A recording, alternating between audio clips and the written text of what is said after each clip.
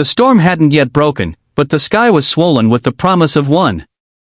Lila Hartley stood at the edge of the dusty road, clutching the single suitcase that held what remained of the life she'd once imagined would last forever.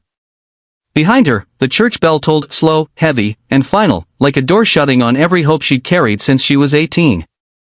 She had buried her husband that morning. She had buried her dreams long before that.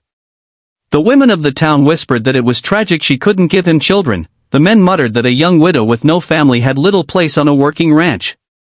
And so, with a handshake from the pastor and a loaf of bread pressed into her palm by the one neighbor still brave enough to offer kindness, Lila was sent off with the same quietness she'd lived with at present, but never quite belonging. She had nowhere to go. Nowhere except the horizon. But fate, or something like it, had other plans.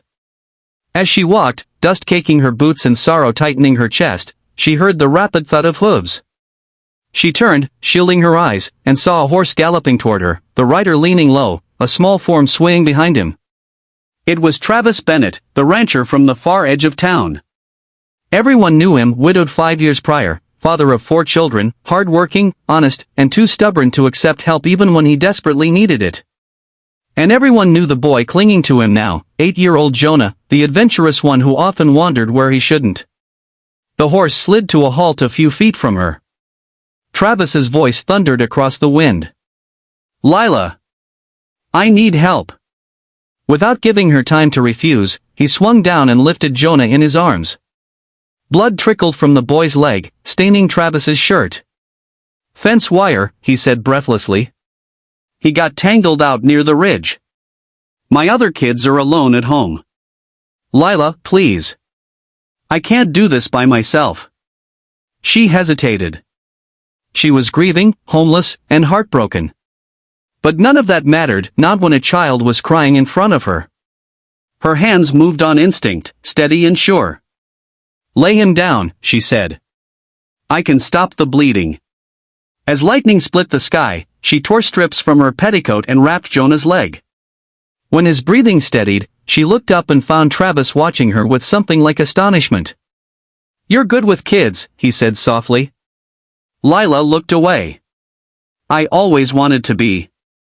The clouds finally broke, releasing a cold, relentless rain.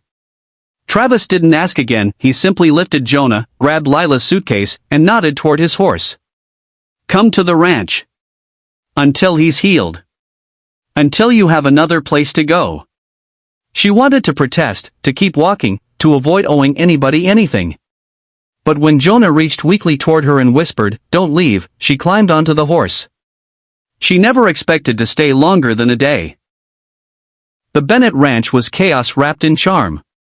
The moment Lila stepped inside, she was greeted by a whirlwind of life, twin 7-year-old girls racing down the hallway, a toddler crying for juice, flour covering the kitchen floor like fresh snow.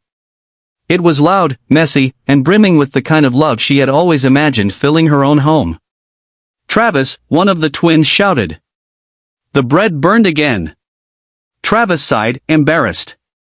"I'm a better rancher than a cook." Lila laughed, really laughed, for the first time in months. Without anyone telling her to, she set to work. Her hands remembered all the tasks she used to dream of doing for her own family, kneading dough, soothing little ones, braiding hair, kissing scraped knees. The children took to her instantly, following her like ducklings. Days turned into weeks. Jonah healed. The twins brought her wildflowers every morning.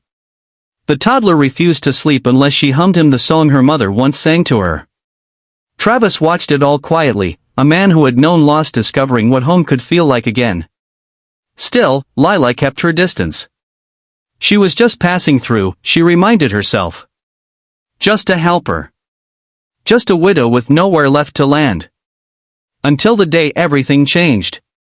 It was a cold evening in November. Snow dusted the fence posts, and the wind carried the scent of winter. Lila had taken the children out to feed the horses when she heard frantic footsteps behind her. "Lila! Lila!" It was Jonah, breathless and urgent. "Pa needs you." Her heart dropped. "What's wrong?" He fell, trying to fix the barn roof before the storm. He hit his head. She ran. Inside the barn, she found Travis slumped against a beam, dizzy, bleeding, and far too pale. His eyes flickered open when she knelt beside him. "Kids okay?" he muttered. "They're fine," she said, voice trembling. "Don't talk. Let me help." As she pressed cloth to his wound, fear crashed over her, fear of losing another person she'd grown to care for, fear of being cast out again into a world where she belonged to no one. "I shouldn't have asked you to stay," he whispered weakly. "You deserve more than this chaos. This burden." Lila's throat tightened. "You didn't burden me. You saved me." Thunder rumbled overhead. Snow piled against the windows. And as she held pressure on his wound, she realized something undeniable: this ranch had become her home long before she admitted it. When she looked up, 4 small faces peered at her from the doorway, worried, wide-eyed, and searching for answers she had no right to give.